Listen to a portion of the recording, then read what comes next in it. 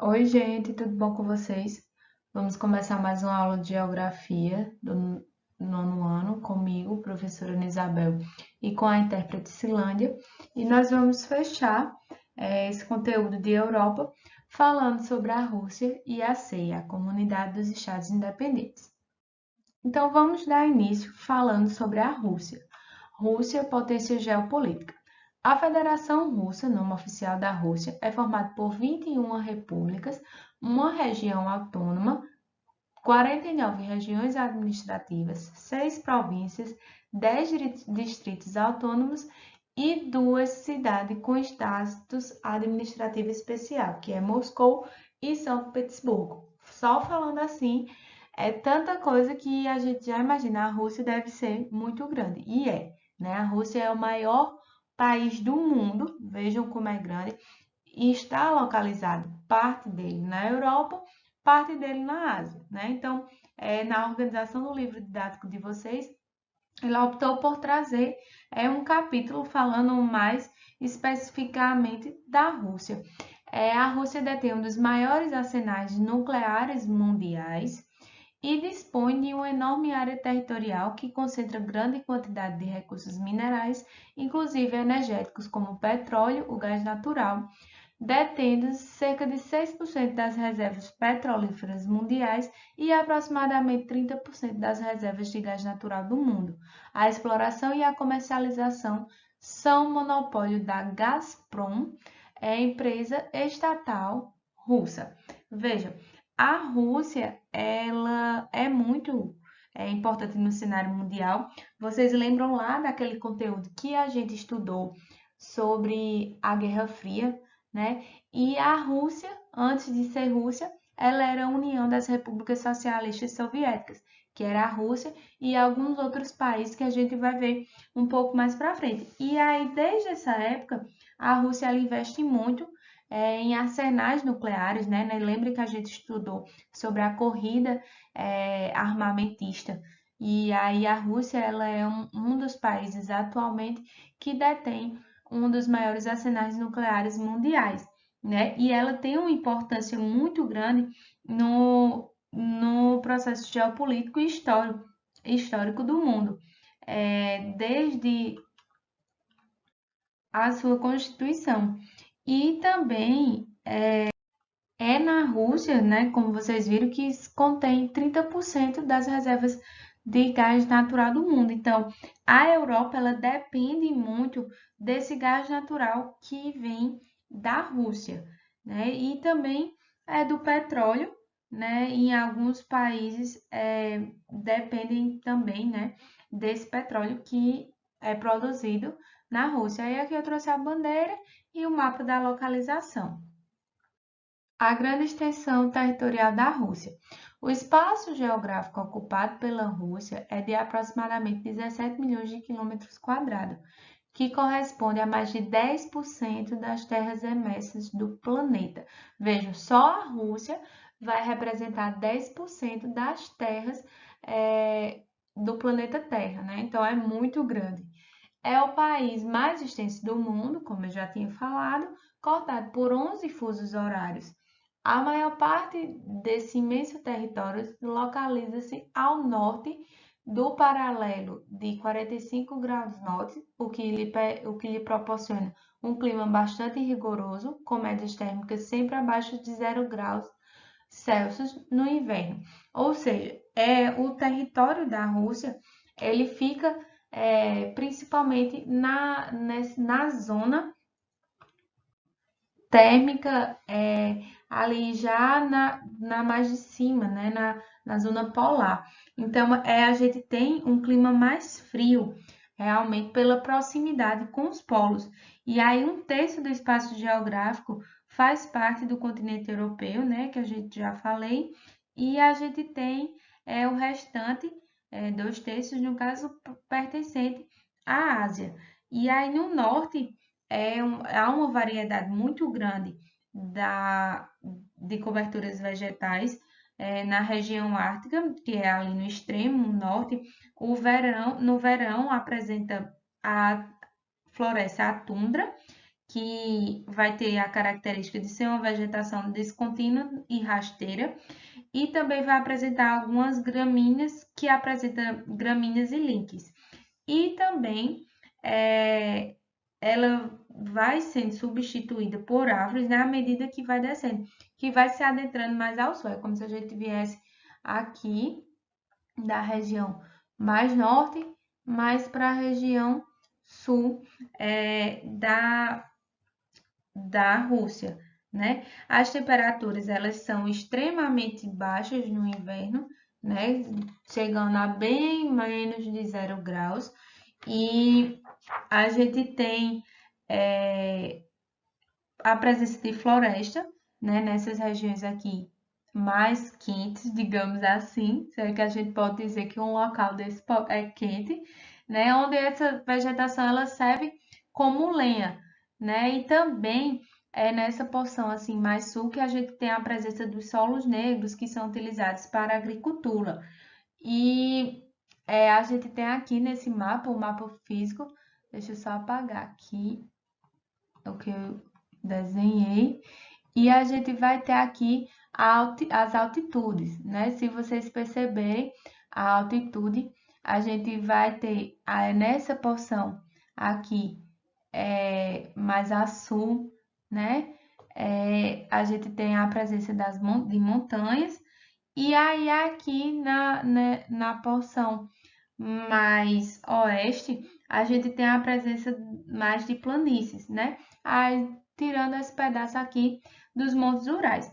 É importante lembrar que devido ao fato de estar muito perto as regiões polares, né, do Ártico, a gente vai ter muitos rios, porém esses rios eles vão ficar congelados em boa parte do ano, né, devido principalmente no inverno, e aí isso impede que esses rios se tornem-se navegáveis durante esse período, certo?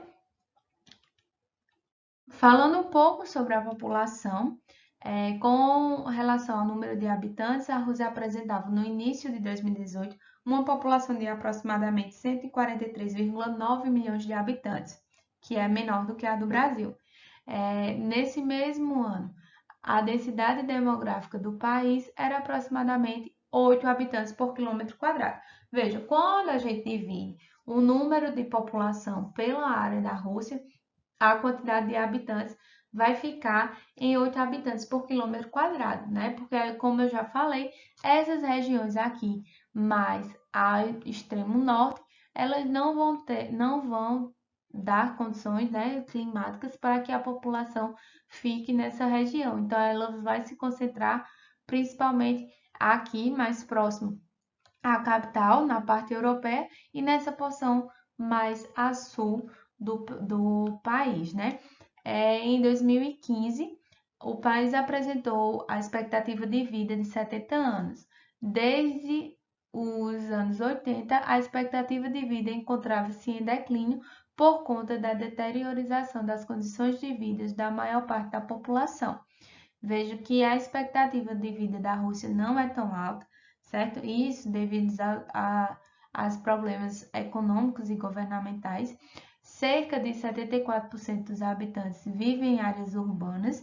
Várias cidades russas têm mais de 1 milhão de habitantes, né? Concentração da população nas regiões urbanas. E a cidade mais importante, que concentra aproximadamente 20% do PIB russo, é Moscou, capital do país.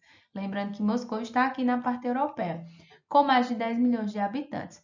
Depois dela se destaca São Petersburgo, importante centro industrial, com indústrias têxteis e metalúrgicas, com população de quase 5 milhões de habitantes. Além delas, são importantes Nizhny, são nomes russos muito difíceis de falar, então deixa aí para que vocês leiam, certo? Então, aí acho que a gente tem nesse mapa, né, a distribuição da população e as principais cidades. Vocês veem aí, como eu já falei, a concentração da população aqui, né, na porção mais oeste, próximo à capital. E aí a gente tem as principais cidades da Rússia, né? As atividades econômicas. As principais atividades econômicas da Rússia, a gente vai destacar aqui os produtos agrícolas, que os mais importantes são a beterraba branca, com a qual é produzido o açúcar e o trigo, cultivado principalmente nas terras negras, no sudoeste da parte europeia.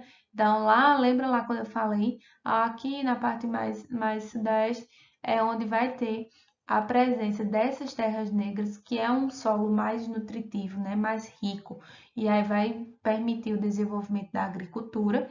Na pecuária, destaca-se o rebanho de bovino e ovinos, criado nas regiões com índices pluviométricos mais baixos, nas regiões de estepes.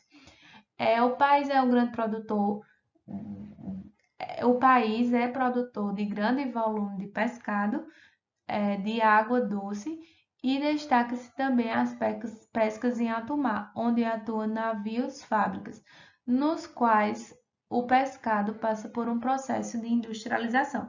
Dentro mesmo de lá dos navios, os peixes, né, eles já sofrem o processo de industrialização, já são tratados, embalados para ser vendido, né? Então, lá nesses navios, eles já têm o processo de industrialização. E aí a gente tem no extrativismo mineral, sobressai o minério de ferro, carvão, petróleo, além do urânio, níquel e do diamante, né? A produção do carvão vai se concentrar lá na Sibéria, né? E 3/4 da produção de petróleo são extraídos dos poços também na Sibéria. E o restante, eles vêm da região do Cáucaso. O setor industrial, que apesar das mudanças no rumo dos investimentos aplicados principalmente na indústria de bens de consumo, predomina a indústria de base.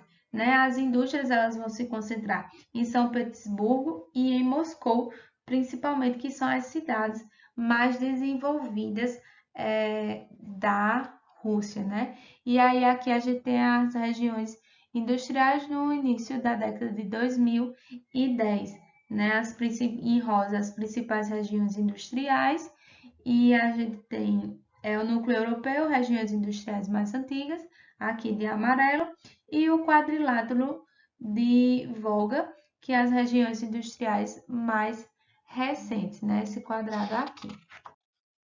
E aí, para a gente terminar, vamos falar da CEI, que é a Comunidade dos Estados Independentes, que ela foi criada em 1991, após a desagregação da URSS, né, da União das Repúblicas Socialistas Soviéticas, que eu já falei, né, que a Rússia fazia parte dessa URSS. A CEI, aqui a gente tem a Rússia, Cazaquistão, e aqui os outros países da Ucrânia, Azerbaijão, Turcomenistão, Quirguistão, todos esses países aqui faziam parte da URSS, que depois do fim, né, foi criada essa Comunidade dos Estados Independentes.